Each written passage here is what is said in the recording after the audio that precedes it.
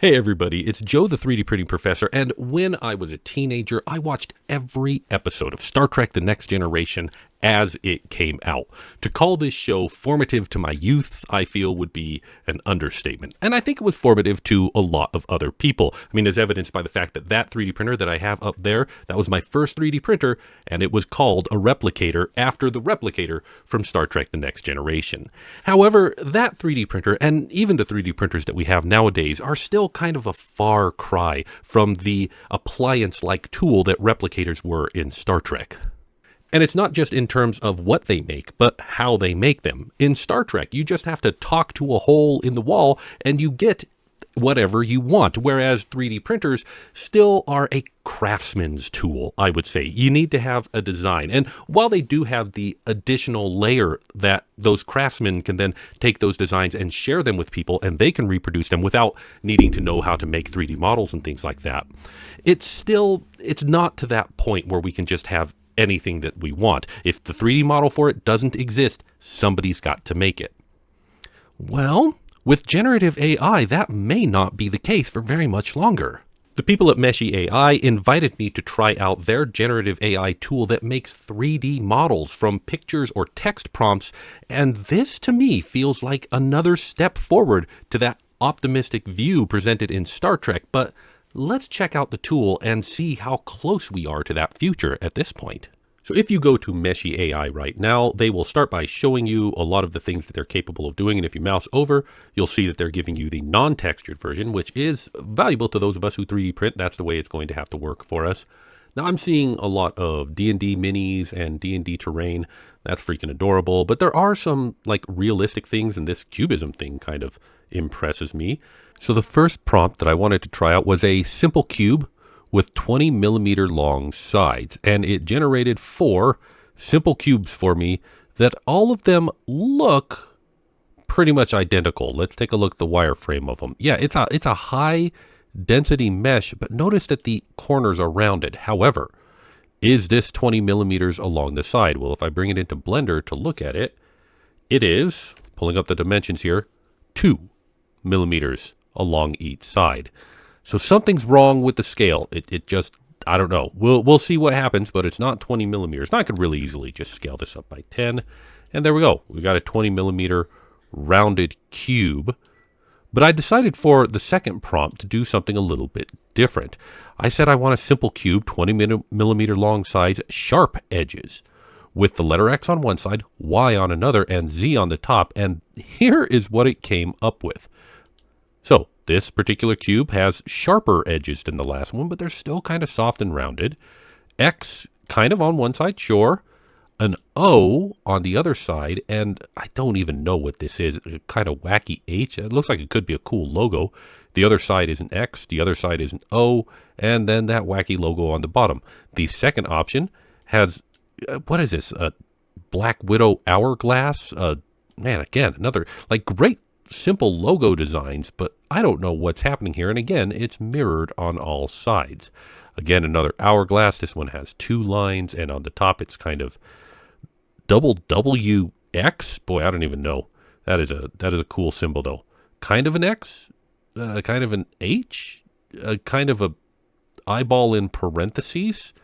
So I have no idea what it's doing here, but that's what it made with that particular prompt. Next up, I thought that I would generate a model from an image, and I wanted to make this as difficult as possible. I don't know why, but I decided to use this 2024 United States Grand Prix Heroo Trophy and podium cap, and you notice it's very shiny, so I'm very curious what Meshy will do with it.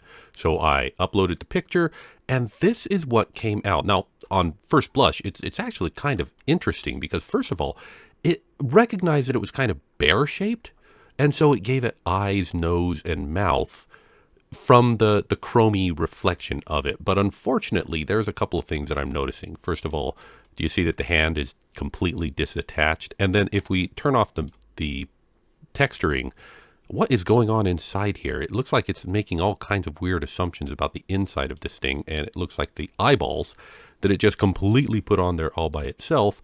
I don't know what it's doing, but it's got a hollow, like, Five Nights at Freddy head. Fortunately, there's a free retry button, so let's hit the retry right there.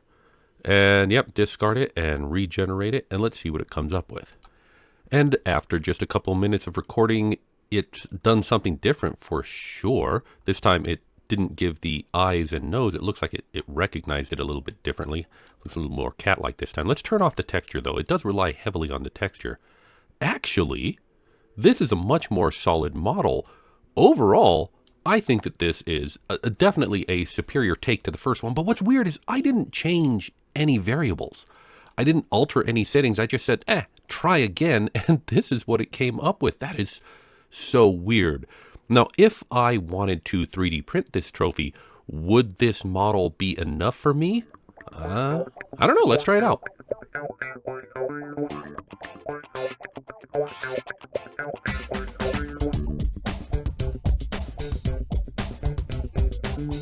And here's that print. I printed it in some silk PLA from my friends at Polymaker, and it turned out very pretty, very nice. There was some sloppiness around the middle because I did rush this print. It's 0% infill and just 2 shells. Only took a half an hour to crack out on my FlashForge Adventurer 5M.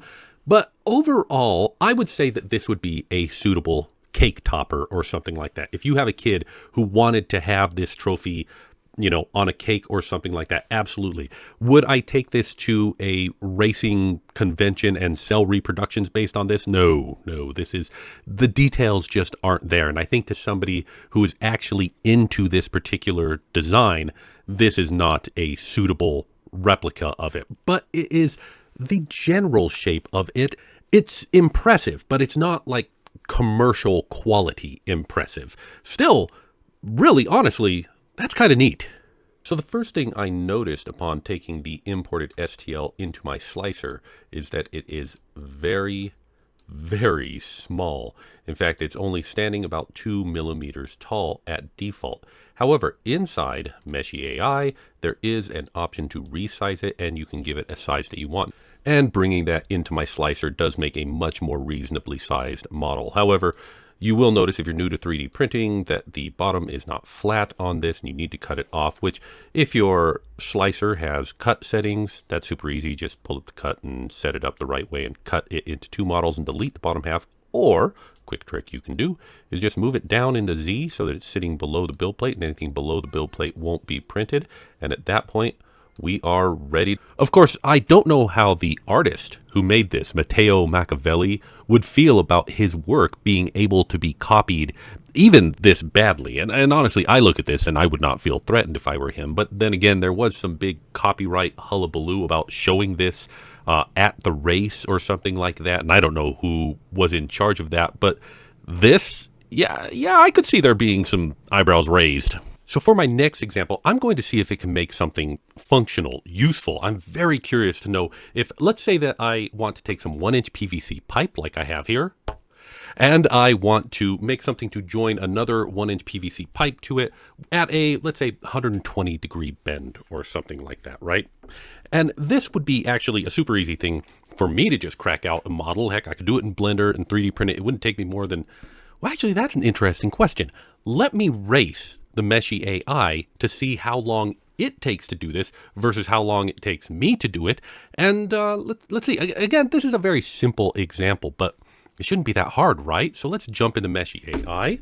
All right, so the prompt for this one, I think I'm going to need to say a piece to join to 1-inch diameter PVC pipes at 120 degree bend at a 120 degree bend. I don't know how much the AI cares that my English is good, but I care. With screw holes to fasten the pipe in it. I'm very curious what it's going to be able to do with this. Now, there are some settings here. Realistic or sculpture or PBR. PBR is just a rendering thing, so I'm not going to worry about that. I'm not sure whether this should be realistic or sculpture, so I may have to try it out in different ones. All right, let's generate it, and let's see how long it takes to generate versus how long it's going to take me to model it. So in this other window, I'm going to pull up Blender, and I'm just going to race the generator.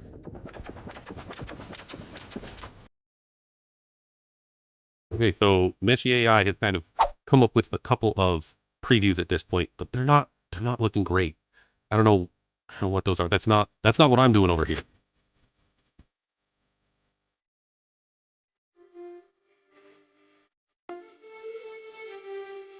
It seems to be spelled out. That's giving me a little bit more time. That's good.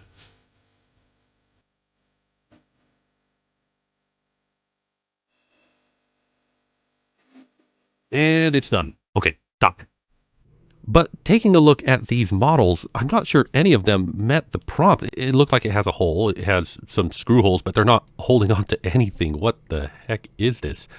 I'm not sure what it created or why it tried to create it like this. Here we have potentially one pipe coming in one side, one pipe going out the other side, but they're not both 1 inch. One's way bigger. That's an inch and a half at best, even if it's to scale, and I'm not sure about that.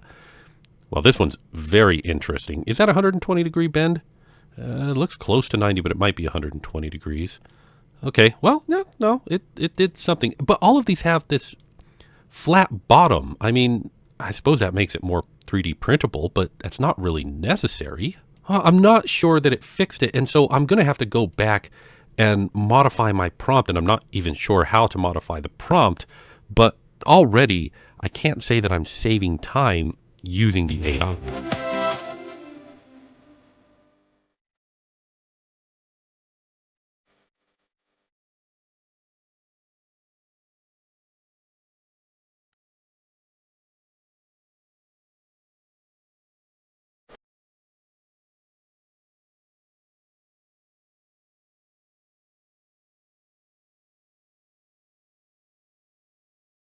So I spent a little bit of time trying to refine the prompt and make this happen in Meshy, which gave me more than enough time to finish my Blender version, and of course it's exactly what I was looking for. But it seemed like the more I tried to clarify, the less it was able to do. What is it doing here? The closest that I got was actually my second attempt, where I said that a 5-inch length of 1-inch diameter pipe with a 60-degree bend in the middle and a screw hole on the side near the top and the bottom. And this is what it gave me. And that's not what I needed, and it's not right, but nothing I could do was changing it or fixing it. Now, to be completely fair, this wasn't completely fair. I mean, I don't know how to generate prompts for the AI to make this work. It would take me some time to learn it. Meanwhile, I have spent a lot of time already learning to model in Blender, and I know that very well. So, of course, I'm very good at it. But if somebody were brand new to 3D printing and had never 3D modeled anything, learning how to properly prompt the AI versus, pulling up Tinkercad and learning how to 3D model for the first time, which one do you want to do? Now, I'm not even sure if it's possible to properly prompt the AI to create something that would satisfy the requirements of this particular problem. I may try at it a little bit more, and if somebody else can figure out how to prompt the AI to do this, I'd be very curious to know if it works. Plus, it's not to scale. When I download the model, it still fits within a 2 millimeter cube, meaning that you are still on the line yourself to figure out how to make that inner diameter big enough to fit the pipe that you want. And there is no easy way to do that. But you know what?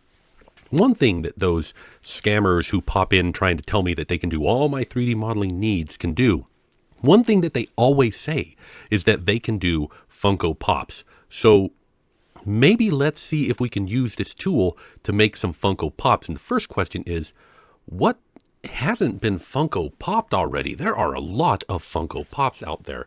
Boy, I don't know. Let's take a look. Have they done the Princess Bride already? Oh, yeah. No, they got the princess. Oh, with and without the mask. Holy smokes! What about Labyrinth? They've already done the Labyrinth. Oh, they even did Ludo. That is wonderful. But okay, not doing that one. Let's choose something maybe a little bit more obscure. Have they done Coraline? They've done Coraline. Oh my goodness. Maybe I could just ask GPT this. Give me a list of characters that have not already been made into Funko Pops. Oh my goodness. What am I doing? I'm using AI to give me a list of things that I could use AI to make. My goodness, where is my life here? Okay, let's verify a couple of these and see what I can come up with. So while most things that ChatGPT suggested were either already Funko Pop, or were just like dig deep in the character roster of your favorite whatever, there was at least one suggestion that I could not find an official Funko Pop version of. There were lots of fan versions of it, but Solid Snake from Metal Gear Solid. Let's see how this goes. All right, so it's done, and what's going on? It's like got a little dangly out the ear. Though I do think it's funny that they're giving him a box, and I think I'm going to texture the best one of these. But it looks like it's got the bandana, it's got the hair. It looks, yeah, it's not bad. It's not bad. Let's take a look at the other ones. Again, what's the dangly coming out of the ear? And again, they've given him the box, but this one they put a little, I don't want this one. This one's not good. They've taken this box, put it to the side, and completely broken his arm. Great. Yeah, we're going to pass on that.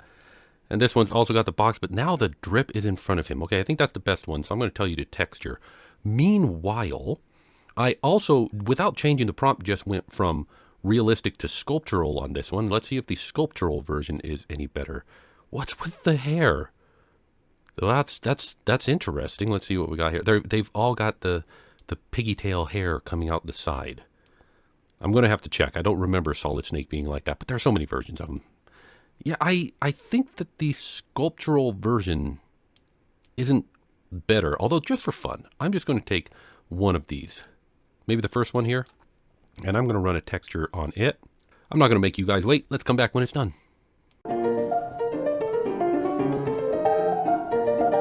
All right, well, that took a little bit longer than expected. Now, I think that this little Padawan ponytail that they put on him is supposed to be like the tassels of his bandana flying, because that's all that I was able to find. But I'm a little bit disappointed that the box that he's holding isn't the box that he hides in, the cardboard box texture.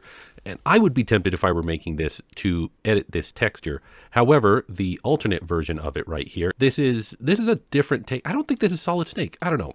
Correct me in the comments if you think this looks like a version of Solid Snake that I'm not familiar with, but I don't know. I'm not super impressed with this one. I think the other one was a little bit better. And I think that I could use this texture to add details back to it by using the displacement trick that I showed in the past. Though in this particular case, I might actually use the black as the positive displacement and the white as the negative.